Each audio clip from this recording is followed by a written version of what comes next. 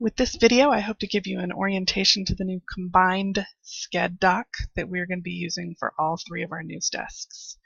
It shouldn't surprise you to know that with more than 60 people across multiple time zones, the job of scheduling can get pretty complicated. And so we have come to the conclusion that at least keeping all of that information in a single document will not only make it easier for you guys to figure out who's doing what on a given day, but will also make it easier for the schedulers to make use of the resources we have on a given day to fill the gaps that we have. So we will be using a single Google Doc.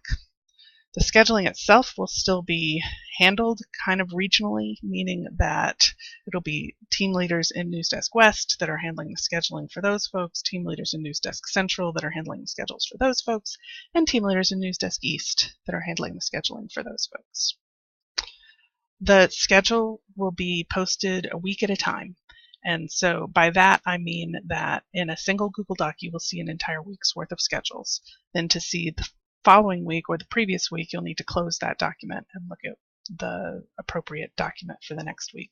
The schedules will all be filed with the date of the Monday of the week. So let me show you where you'd find them. If you were looking at our what we call the NewsDesk headquarters website, then there's a production tab. And if you go down to the production tab and click on weekly schedules, it will take you to this tab.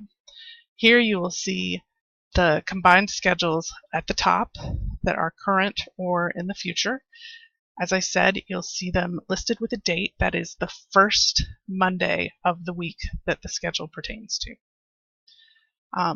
We will also plan on sending out an email after we post the Sked for each week. And that email will direct you to that space on the NewsDesk headquarters website under the production tab, and may also include a link. The good news is if you've got the link, you do not need to do any special kind of login. It will take you, whether you are doing it from the weekly schedules page, whether you're doing it from the email, it doesn't matter. It will take you to the appropriate web page. So here's your first glance.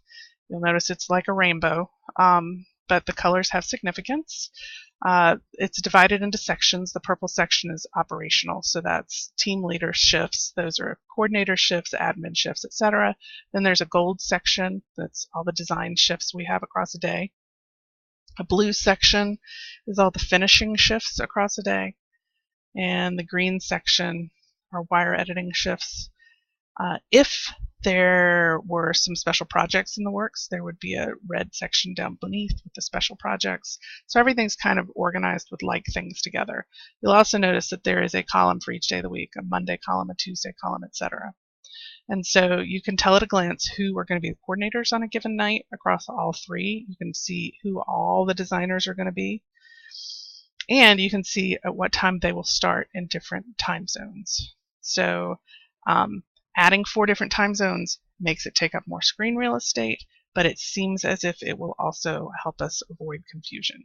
So if you are looking to reach out to someone who is on the Pacific, who is on the West Coast, and you're trying to figure out if they've started yet, you have an easy way to tell what time their shift starts, no matter what time zone you are in. Just look at your column. Other thing to note here is if you're assigned to an AD2 shift and you're not sure what an AD2 is supposed to do, this is actually a hot link. If you click on it, it will open up another page taking you to our advanced design Sked, and you can see what the AD2 is doing today. Same is true of news design. What's news design for? Let me click and see, and it will take me to a page where I can see what news design for is. Although I may have to wait for Google to do its thing before it actually shows me. So here's News Design 4. And the same is true for Sports Design.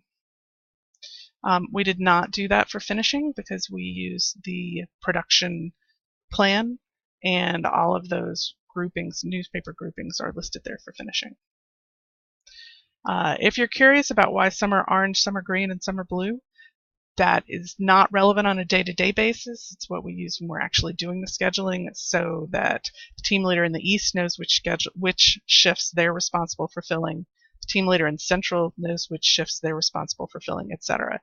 It is true that for the most part, East people will be in the orange shifts, and Central people will be in the green shifts. West people will be in the blue shifts. However, that's not a given. If we had an unusual week where somebody was out sick in West, or more likely somebody on vacation in West, and we were filling from one of the other regions, it is entirely possible that you might see a central name in the blue area or the orange area, etc. Okay, so columns for each day of the week. You'll have to do some scrolling because this is a pretty big document. But with that introduction to the grouping, I think you should be able to figure out who's doing what on a given night. Now, I do want to draw your attention to 3 tabs across the top. We've been looking at the duty sked. This is what is telling us who's in what shifts on a given night.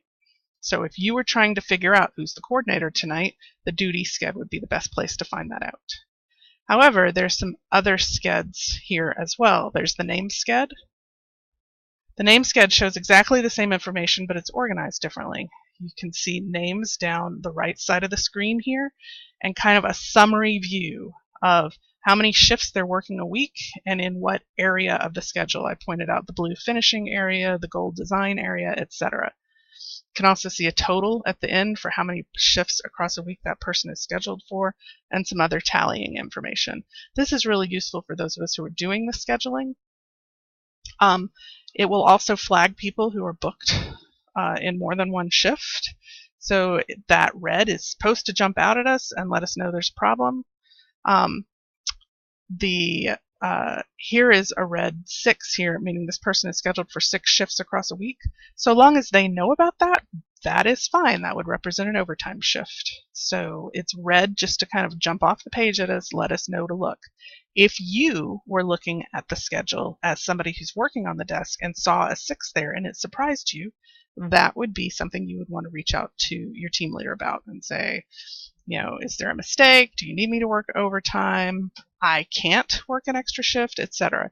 I would expect those conversations have all happened in advance, but as you can imagine, with this many names on a schedule, it is entirely likely that we will occasionally make mistakes. So please have patience with us and just calmly reach out to your supervisor to let us know what you see that looks amiss. This last tab here, the Shift Sked tab, is what I think most of our staffers on the NewsDesk will find most useful. So if you click on Shift Sked, it is same information, but it's a little more detailed. So you can tell by finding your name in the list at the left, and then scrolling across, you can see what shift you are scheduled for each day. I'll use Reed Parcell as an example. A features PR2 on Monday, starting at, these are the start times, so depending on your time zone, and I believe Reed is in the Pacific time zone, so he would start at 1:30. Here is my caution to you. Make sure you are looking at the right column to figure out what time you start, because we have them all here.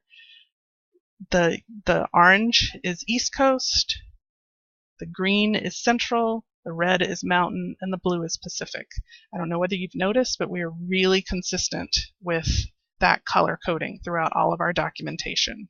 So if you get used to looking for that blue because you're in the Pacific, then on all of our documents where we do this kind of multiple time zone thing, you will be able to quickly find your time zone.